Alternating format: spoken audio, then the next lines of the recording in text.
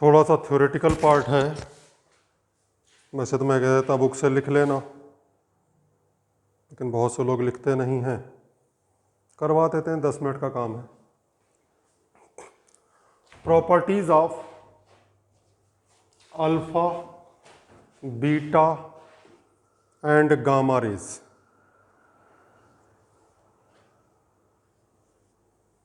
Alpha, beta and gamma rays लिखना अब भी आपको बुक से है, मतलब की बात मैं बता देता हूं। Alpha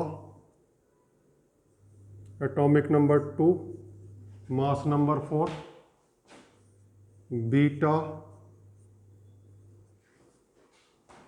gamma electromagnetic radiation. Charge +2e -e, no charge. ठीक। Mass 4 times the mass of proton,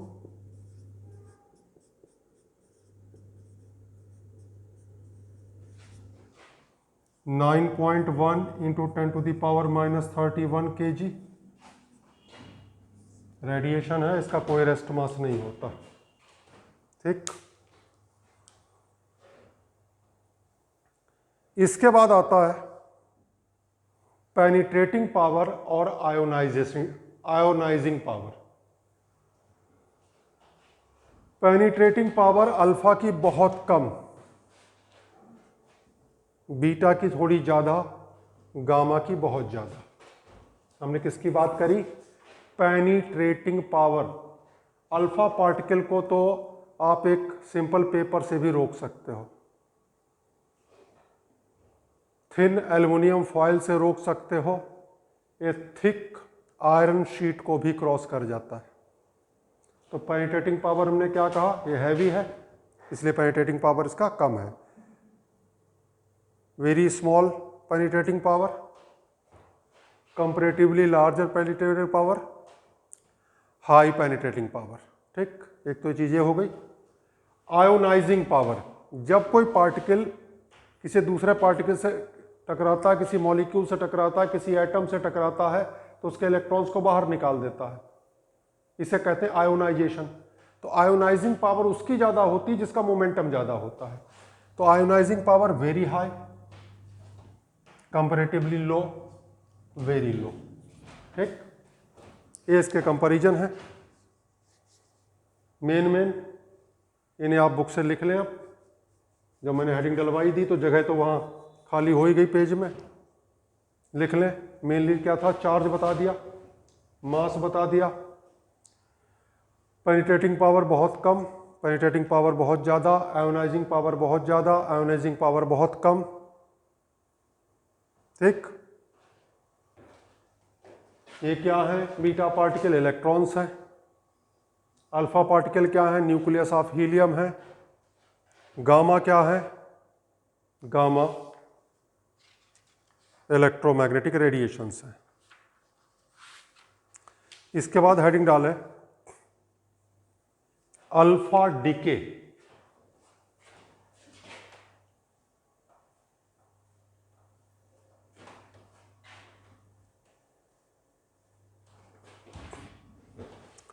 alpha, beta और गामा न्यूक्लियस से निकलते कैसे हैं, इसके बारे में कुछ एक्सप्लेनेशन है। तो पहला है alpha decay. It is the phenomena of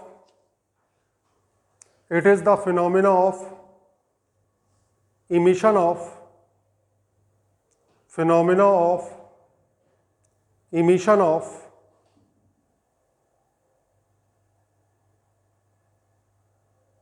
an alpha particle from a radioactive nucleus,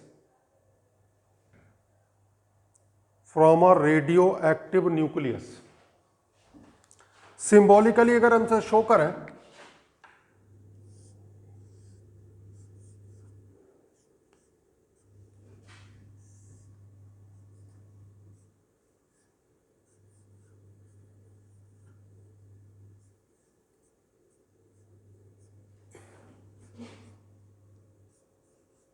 alpha particle को लिख दिया 2h, या अल्फा लिखना चाहो अल्फा ही लिख लो।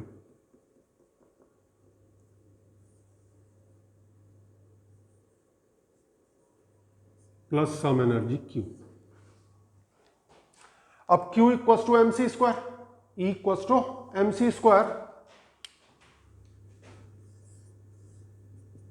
तो mass of X, mass of Y, mass of alpha, ये तो आ गया change in mass, into C square.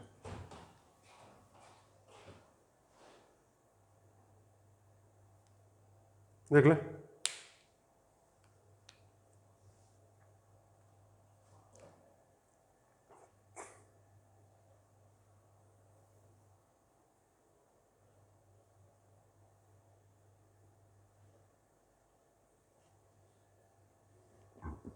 देखो this energy is released, this energy released is shared by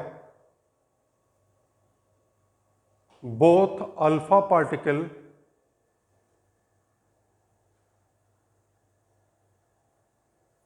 as well as daughter nucleus।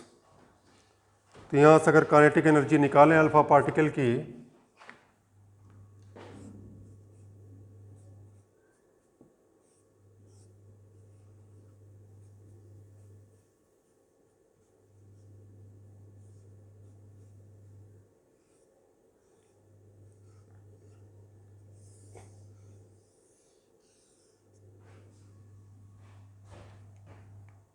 कैसे आया? क्लास 11th में question करवाया था जी कि एक बॉम्ब दो पार्ट में ब्रेक हो गया, इतनी एनर्जी रिलीज हुई, तो दोनों पार्ट को कितनी कितनी मिलेगी। तो पहले तो कंजर्वेशन ऑफ मोमेंटम लगाते हैं, उसके बाद एनर्जी लगाते हैं। फिलहाल इसमें आप इतनी मेहनत नहीं करेंगे कि 11th क्लास की कॉपी देखें, तो मैं समझा देता हूँ जी। दो पार्टिकल हैं M1 और M2, और एनर्जी रिलीज हुई E, तो किसे कितनी कितनी एनर्जी मिलेगी? तो पहले हम लगाएंगे M1 V1 equals to M2 V2। ये क्या लगाया हमने? Conservation of momentum. और E equals to half M1 V1 square plus half M2 V2 square.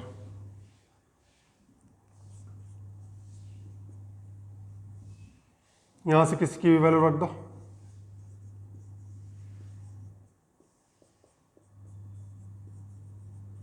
V2 की वैल्यू रख दो,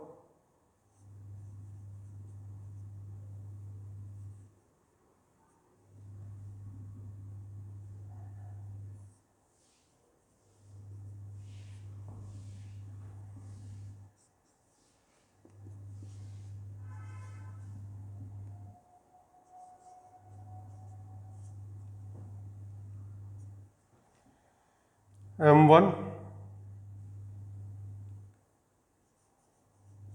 प्लस यहां से आ जाएगा M1 square upon M2।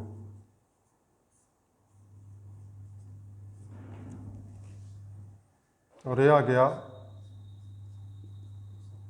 Half V1 square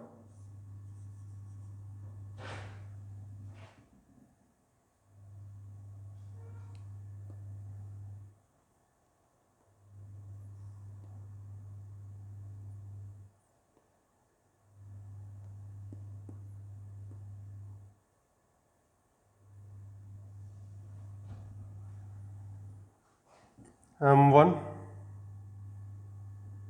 तो कॉमन आ गया,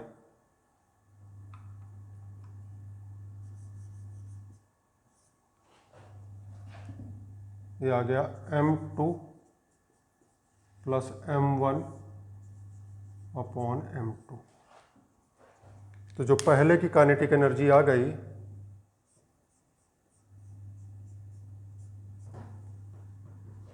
वो आ गई दूसरे का mass upon total mass upon total energy. अब जरा इसी चेक करो,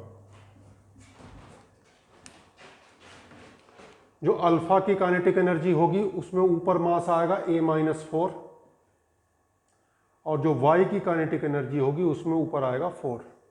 तो ये चीज़ मैंने आपको बता दी। ये क्वेश्चन इस तरह का था कि एक बॉम्ब सडनली एक्सप्लोड करता है, दो पार्ट्स में इतनी एनर्जी रिलीज होती है, तो दोनों पार्ट को कितनी कितनी एनर्जी मिलेगी। तो ये चीज़ कहाँ से आई, इसके लिए हमने पढ़ाया, लिख लें से।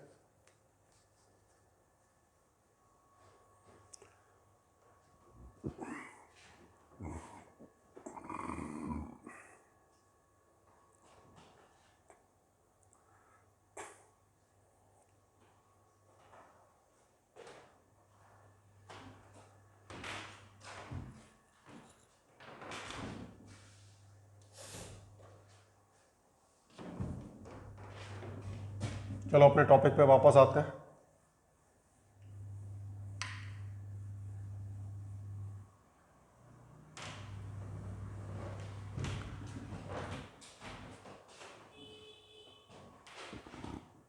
एनर्जी, इतनी एनर्जी अल्फा की होनी चाहिए।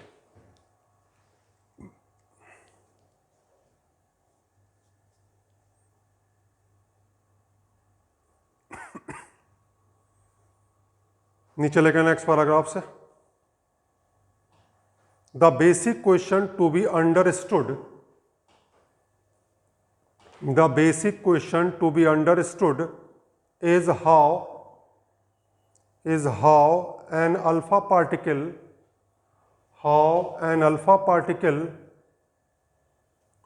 which is bound inside the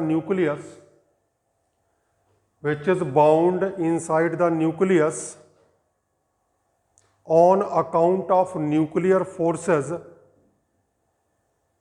comes out. The potential energy of such an alpha particle has two components. अब हमें यह समझाना है कि न्यूक्लियर फोर्स जो कि बहुत ज़्यादा स्ट्रॉन्ग फोर्स है, उसने न्यूक्लियॉन्स को बाउंड कर रखा है, तो आखिर ये अल्फा पार्टिकल बाहर निकलता कैसे? Number one component is due to attractive nuclear force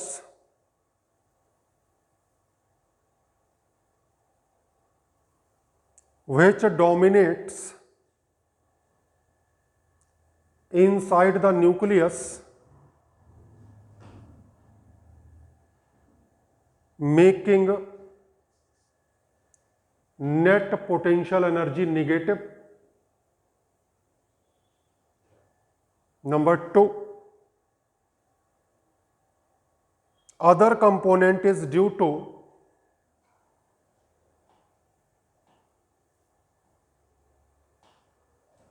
electrostatic repulsion between alpha particle and rest of neutrons, rest of protons. Alpha particle nucleus के अंदर है तो दो फोर्स लग रहे हैं, एक तो न्यूक्लियर फोर्स जिसने न्यूक्लियस को बाउंड कर रखा है, जिसने पोटेंशियल एनर्जी को निगेटिव बना रखा है। पोटेंशियल एनर्जी निगेटिव का मतलब सिस्टम स्टेबल होता है। दूसरा इलेक्ट्रोस्टैटिक रिपल्शन का फोर्स जो न्यूक्लियॉन्स को एक दूसरे से दूर ले जाने की कोशिश कर रहा है। तो न्यूक्लियस के अंदर न्यूक्लियर फोर्स ज़्यादा स्ट्रांग होता है, इसलिए न्यूक्लियॉन्स बाउंड रहते हैं।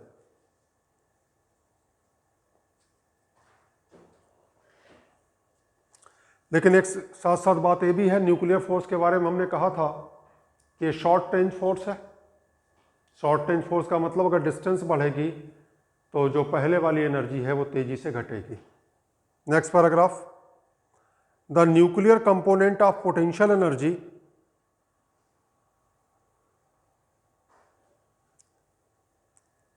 sharply drops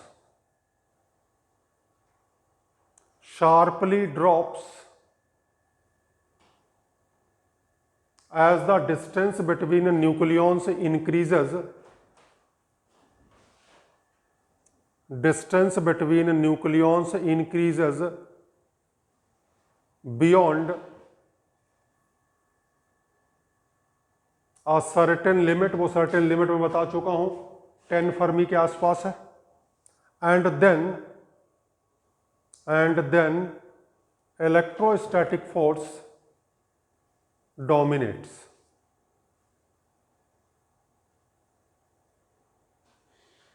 यहां तक तो सब बात सही है, लेकिन एनालिसिस जब करी गई तो एक प्रॉब्लम आ गई, और वो क्या प्रॉब्लम है नेक्स्ट पैराग्राफ से लिखें.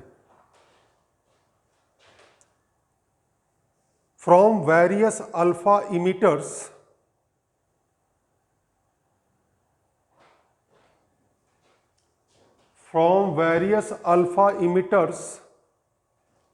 the kinetic energy of alpha particle was found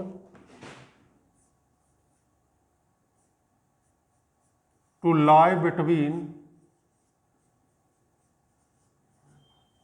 4 million electron volt to 9 million electron volt.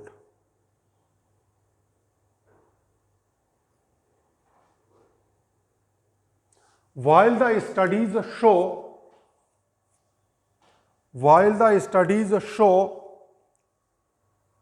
that the potential barrier of nucleus is of the order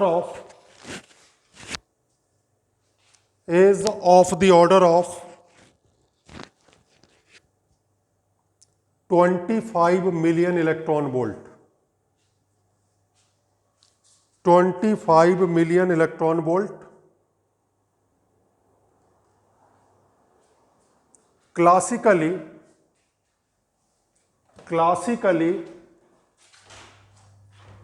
it is impossible for an alpha particle having very low energy to cross such a high potential barrier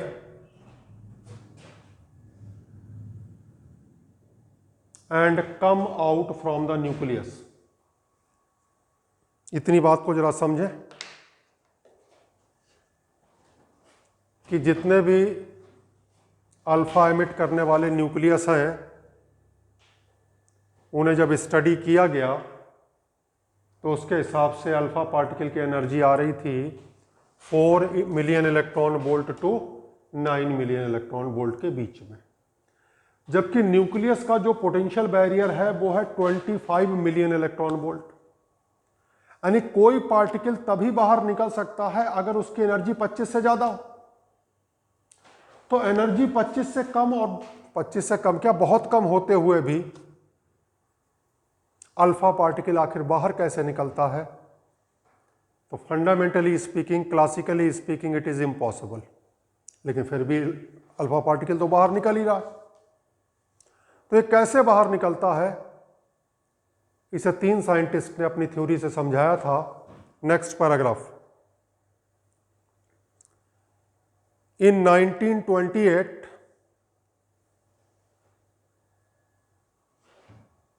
Gamow, G-A-M-O-W,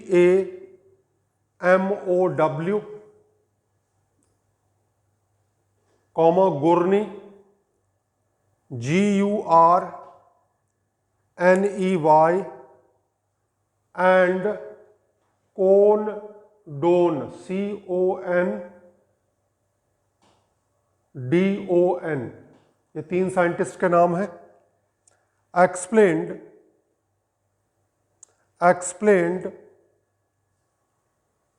the alpha emission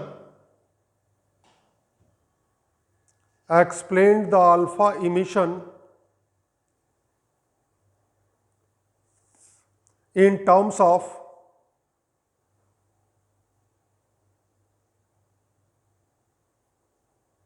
penetration of the nuclear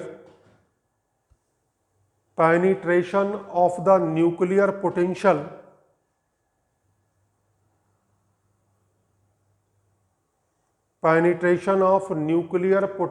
barrier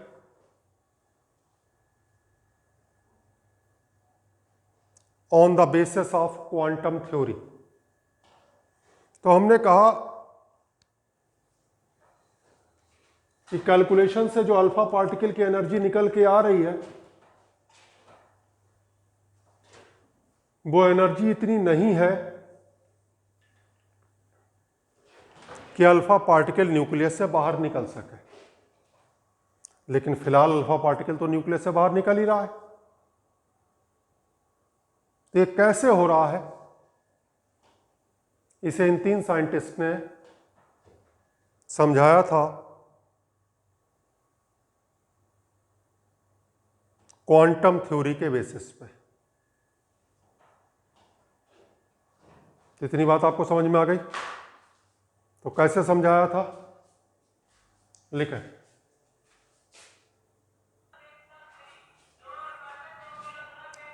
हाँ, तो कैसे उन्होंने explain किया था, लिखें पहला point.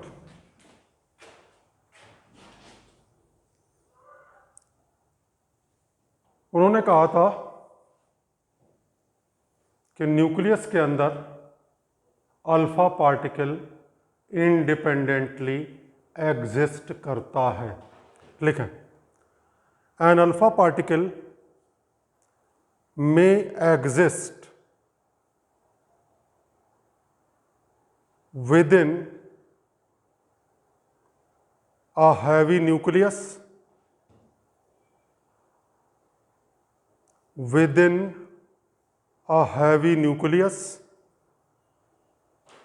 Number 2, the alpha particle is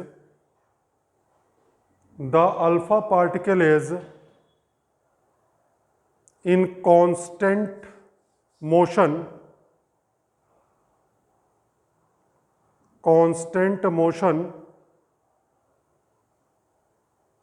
inside the nucleus with a speed of the order of 10 to the power 7 meter per second. Number 3, quantum mechanically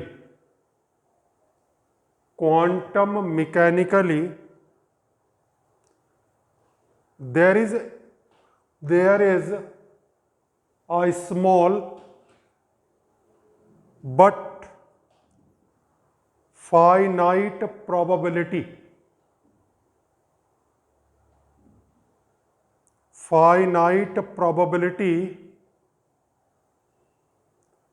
that the particle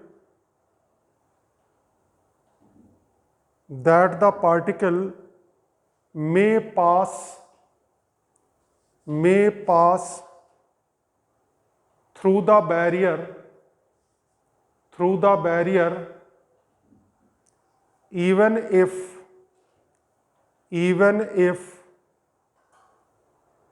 its energy is insufficient to cross the barrier height। Bracket में लिख लें, this is called tunnelling of nucleus.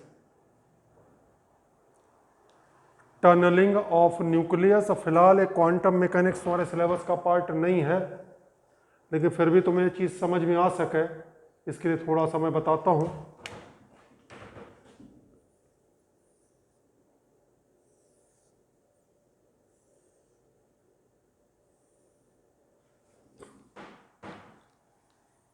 मान लिया एक bell है, कुआं है,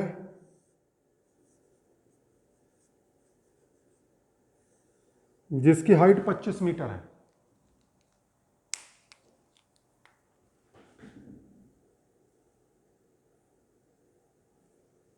एक पर्सन है जो 4 मीटर से 9 मीटर के बीच में ही कूद सकता है। तो देखने पे तो ये इम्पॉसिबल लगता है कि आदमी कुएं से बाहर आ सके, क्योंकि वो 4 मीटर 5 मीटर ही कूद सकता है, जबकि कुएं का जो डेप्थ है वो 25 मीटर है। तो क्लासिकली अगर हम देखें तो हम कहेंगे ये बाहर नहीं आ सकता। लेकिन ये बाहर आ सकता है अगर एक टनल बनाए उतनी हाइट पे जितनी हाइट पे जंप कर सकता है। ये उन्होंने समझाने की कोशिश करी थी। इससे ज़्यादा इस चीज़ को आप समझ नहीं पाओगे। क्यों समझ नहीं पाओगे? क्योंकि क्लासिकल मैकेनिक्स आपने नहीं पढ़ी है, आपने न्यूटोनियन मैकेनिक्स पढ़ी, क्वांटम मैकेनिक्स नहीं पढ़ी है। आपने जो पढ़ी है वो क्लासिकल मैकेनिक्स पढ़ी है। तो इसे टनलिंग इफेक्ट कहते हैं। नेक्स्ट लिखा है beta emission. Beta emission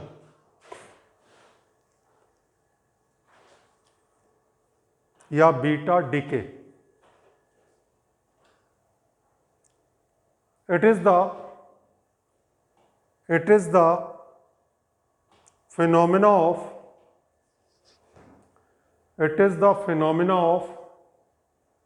emission of an electron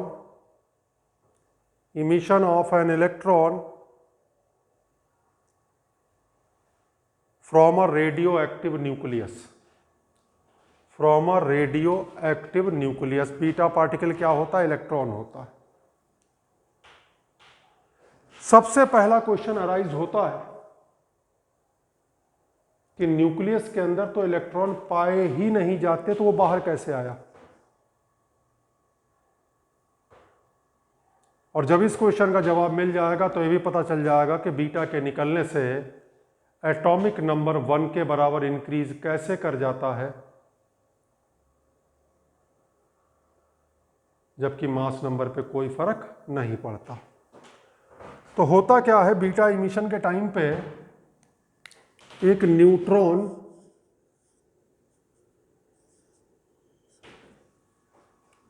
एक प्रोटॉन में कन्वर्ट होता है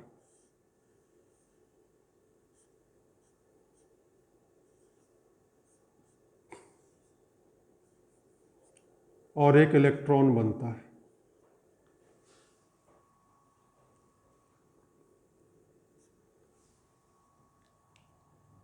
यही इलेक्ट्रॉन बीटा पार्टिकल की फॉर्म में बाहर निकलता है। कम कौन हुआ? न्यूट्रॉन। वो किस में कन्वर्ट हुआ? प्रोटॉन में। एटॉमिक नंबर क्या होता है? एटॉमिक नंबर होता है नंबर ऑफ प्रोटॉन्स। एक प्रोटॉन बढ़ गया तो एटॉमिक नंबर 1 बढ़ गया। मास नंबर क्या होता है? Number of protons plus number of neutrons. तो एक न्यूट्रॉन कम हो गया, एक प्रोटॉन बढ़ गया, तो मास नंबर पे कोई फर्क नहीं पड़ा। तो ये तो समझ में आ जाना चाहिए बीटा पार्टिकल निकलता कैसे। न्यूक्लियस के अंदर एक न्यूट्रॉन एक प्रोटॉन में कन्वर्ट होता है और एक इलेक्ट्रॉन जनरेट होता है। यही इलेक्ट्रॉन न्यूक्लियस के बाहर निकलता है in the form of beta particle. In general अगर हम देखें, एक एलिमेंट है X,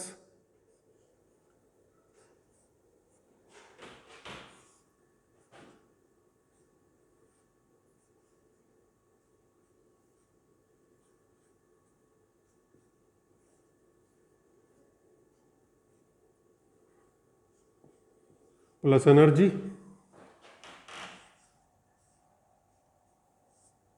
mass of X, mass of Y, mass of beta into C square. लिख ले।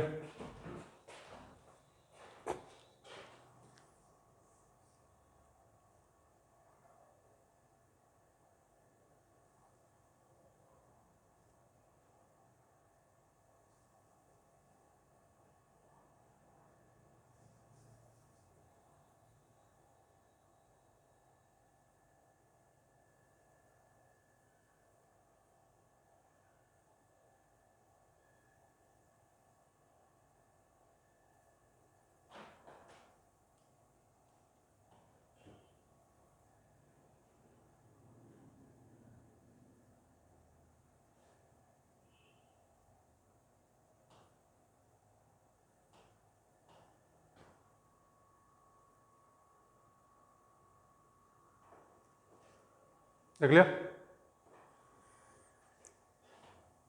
लेकिन जब स्टडी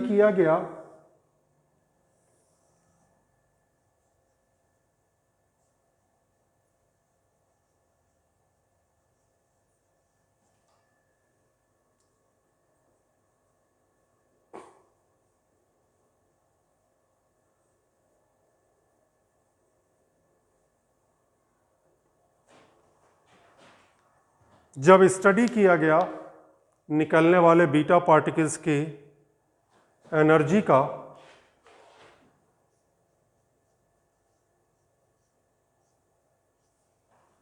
तो ऐसा देखा गया कि सारे बीटा पार्टिकल सेम एनर्जी से नहीं निकलते। इनका ग्राफ अगर हम प्लॉट करें,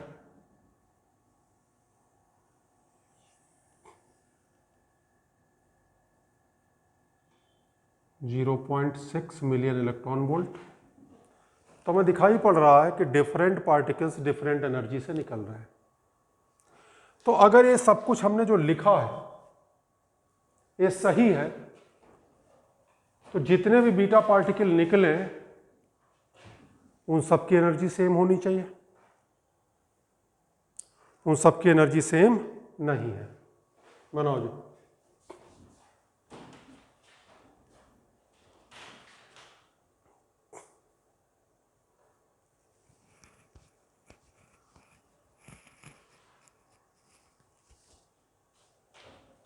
इस एनर्जी को कहते हैं एंड पॉइंट एनर्जी। लेकिन पहला point, most of the beta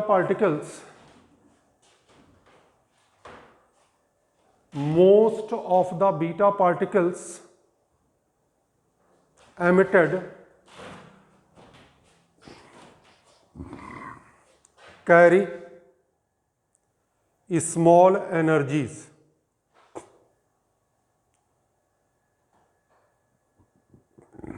Number 2, very few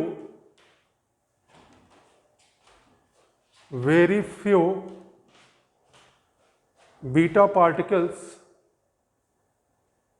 carry maximum energy, bracket में end point energy.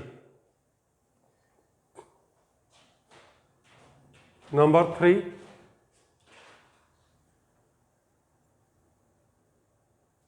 the energy spectrum of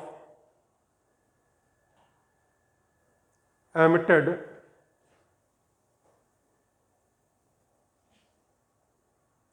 beta particles is continuous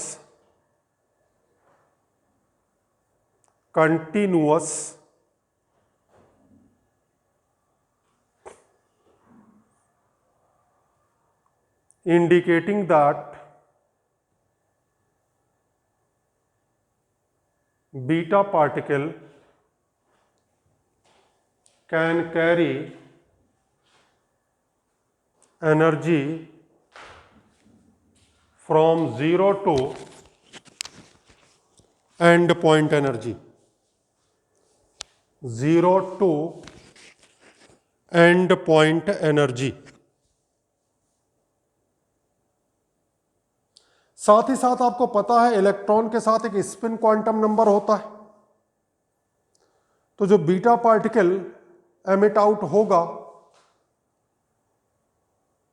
उसका एक स्पिन क्वांटम नंबर होगा, और ये स्पिन क्वांटम नंबर कहाँ transfer हुआ इसके बारे में इसमें कुछ पता नहीं चल रहा। स्पिन क्वांटम नंबर का मतलब हुआ conservation of angular momentum. Conservation of angular momentum एक फंडामेंटल लॉ है, और ये फंडामेंटल लॉ है तो ये वायलेट नहीं हो सकता। Next paragraph, further electron has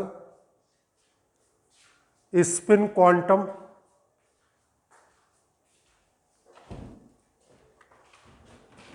half h/2 pi। इसे आप प्लस हाफ माइनस हाफ पढ़े हैं, उसकी पूरी वैल्यू लिख दी। Half S upon 2 pi if the above equation is correct, then it violates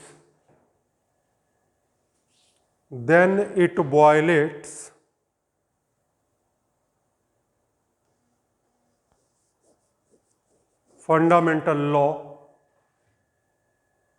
the law of conservation of angular momentum।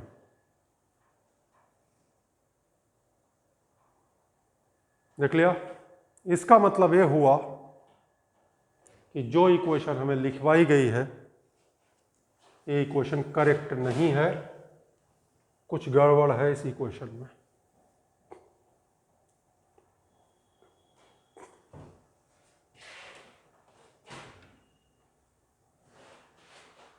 Next heading डालें, neutrino hypothesis. Neutrino hypothesis. ये neutrino hypothesis poly की थी, जिनके नाम पे पॉलीज एक्सक्लूजन प्रिंसिपल आपने chemistry में पढ़ा है। पॉली ने कहा कि ये इक्वेशन गलत है। जब न्यूट्रॉन प्रोटॉन में कन्वर्ट होता है और एक बीटा पार्टिकल निकलता है, तब एक पार्टिकल और निकलता है, उसे नाम दिया गया anti neutrino.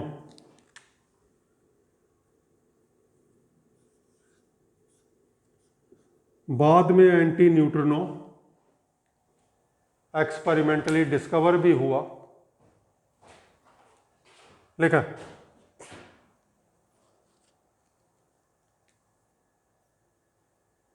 the violation of the principle of conservation of energy and angular momentum was resolved by Pauli,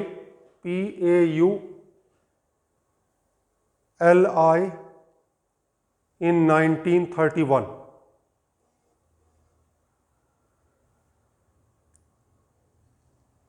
He postulated that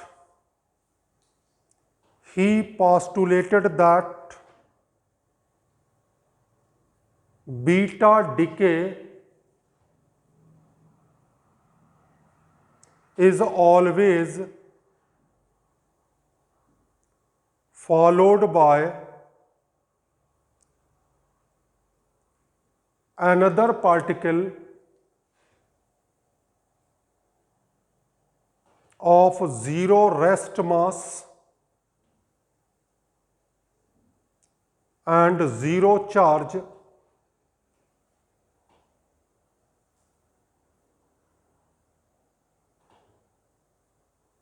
called antineutrino।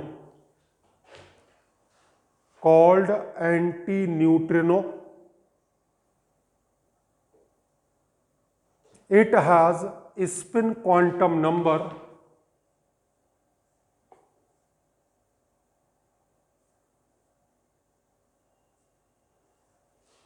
half h upon 2 pi। अब इसके बेसिस पे उन्होंने कैसे एक्सप्लेन किया? तो उन्होंने कहा जो एनर्जी निकलती है वो एनर्जी बीटा पार्टिकल और एंटी न्यूट्रिनो आपस में शेयर करते हैं। अगर एंटी न्यूट्रिनो बिल्कुल भी एनर्जी नहीं लेगा तो ये मैक्सिमम एनर्जी से निकलेगा, और अगर सारी एनर्जी भी एंटी न्यूट्रिनो ले लेगा तो बीटा की एनर्जी 0 हो जाएगी। ये तो मामला एनर्जी वाला सॉल्व हो गया कि भाई अलग अलग पार्टिकल की एनर्जी अलग अलग कैसे आ रही है। तो उसका उसने बताया कि जो एनर्जी है वो ये दोनों शेयर करते हैं। ये वाला एनर्जी जब कम लेता है तो इसकी एनर्जी ज़्यादा होती है, जब ये ज़्यादा ले लेता है तो उसकी एनर्जी कम हो जाती है। साथ ही साथ इसका भी स्पिन क्वांटम नंबर हाफ है, इसका भी हाफ है। तो एक निकलता है अगर क्लॉकवाइज रोटेट करता हुआ, तो दूसरा निकलता है एंटी क्लॉकवाइज रोटेट करता हुआ।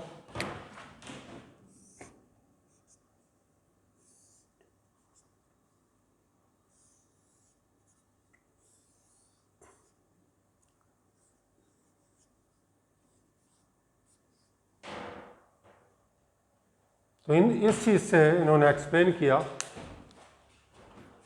लेकिन next paragraph, beta particle and anti-neutrino share the end point energy when anti-neutrino does not take energy,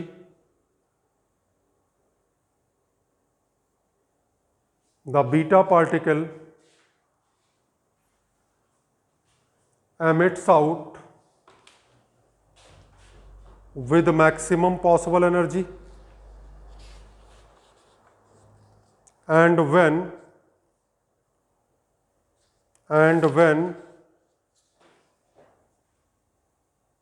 anti-neutrino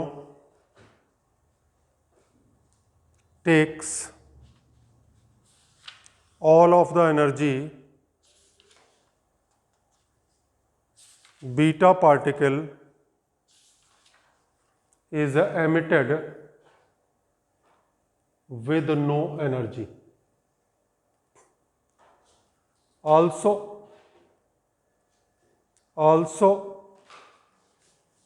anti-neutrino has a spin quantum half h upon 2 pi. Therefore, the law of conservation of angular momentum remains intact,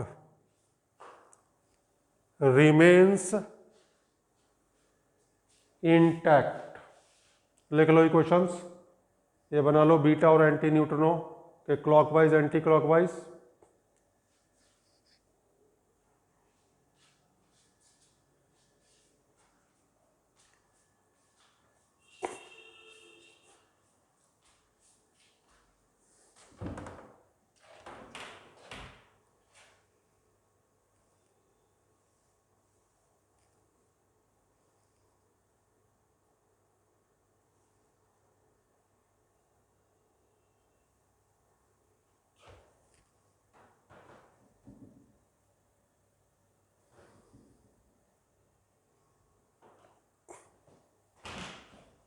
twelfth class की physics में क्या 11 12 दोनों class के मिला के physics में सबसे bore 3-4 lecture हैं। इसमें हम कुछ कर भी नहीं सकते, प्योरली थ्योरेटिकल है। ये पहला लेक्चर है प्योरली थ्योरेटिकल, 2 लेक्चर और आपको बर्दाश्त करने पड़ेंगे। इन्हें आप इनऑर्गेनिक केमिस्ट्री की तरह मान लें और रफ कॉपी पे 1-2 बार प्रैक्टिस कर लें, याद हो जाएगा। ये स्कोरिंग है बोर्ड के पॉइंट ऑफ व्यू से, ठीक है।